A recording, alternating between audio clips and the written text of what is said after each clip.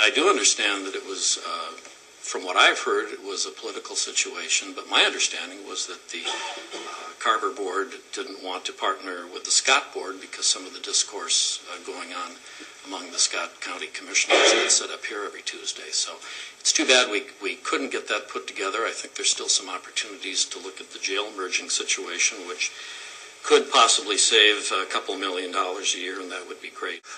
There's a lot of moving parts when you combine up two agencies, the same agencies, and that's really what stopped it. There's political discourse at every county, almost always. You know, in fact, over in Carver, there's some. All the metro counties, there's some discourse, and that's just part of the political game. They should talk to their state or local officials, because that's where the cuts are coming from, or where they've been cutting us. I think we've lost $10 to $15 million here just since I was elected. The funding cutbacks from the state and federal government are certainly a problem, but every county has that problem. It's not just unique to Scott County. You can only cut so much, and at some point you can't cut anymore. And, you know, you think about your household budget or whatever, and at some point, you can say, gee, we've cut everything, there's really nothing else that we can go without, and I think that could be the situation here. If elected, I would definitely need to review the budget. We would want to talk to employees, because the employees are the ones that really feel that cut. I'm trying to move on and put things in the past. I've had arguments with friends, my wife, my kids. I move on. You learn from it. You build from it.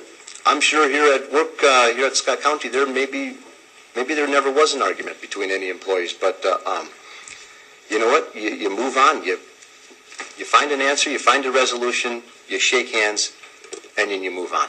If you were at the forum Tuesday night at the Shakopee High School, I don't know if they're moving on shaking hands. It got pretty contentious. Apparently this is going to be on YouTube at some point, and you'll probably want to watch it, but I don't know if we're at that point with the current board right now.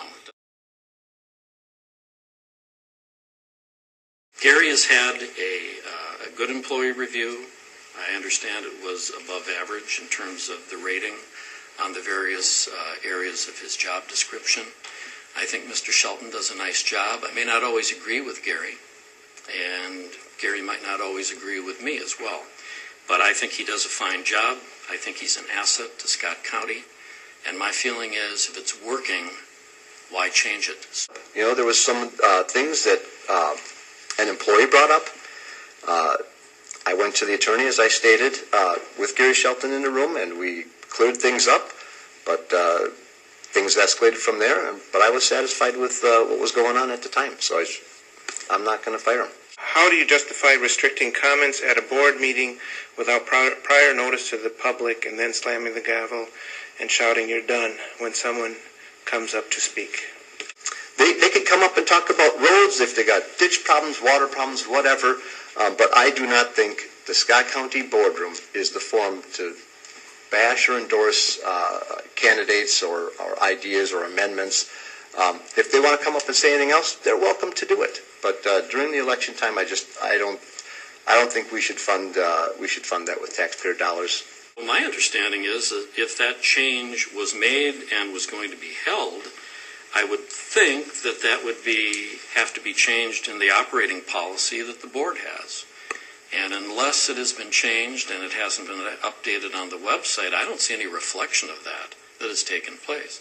It was the decision that Mr. Wolf and his wife made that morning. They understood someone was going to come in and say something nasty that they wouldn't like. We get paid to have people say nasty things all the time. Get people into the Credit River Board meeting, and they'll come in and say they don't like this, they don't like that. That is our job. And if you can't stand the heat,